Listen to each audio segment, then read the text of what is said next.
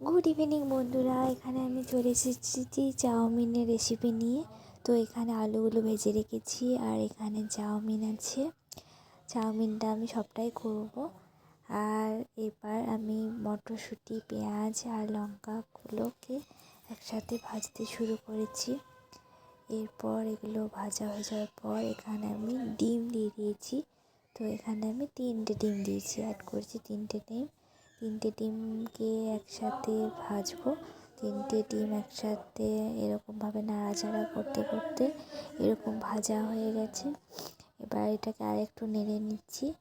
তো এটা হতে হতে আমি এখানে একটা বাটিতে একটু ধনেপাতা কেটে নিয়েছি।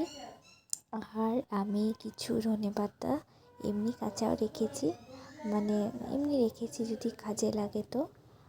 আর এই দেখো বন্ধুরা, আমার রেডি হয়ে গেছে আলু ভাজা, পেঁয়াজ, মটরশুঁটি, লঙ্কা ভাজা রেডি হয়ে গেছে।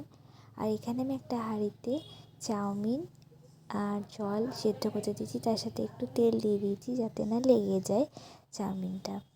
আর এভাবে সিদ্ধ হয়ে যাওয়ার পর আমি সবগুলো একসাথে মিক্স করে দিয়েছি। চাউমিন আর এই যে ভাজাগুলো ছিল সব একসাথে মিক্স করে রেডি আমার চাউমিন। কেমন লাগলো?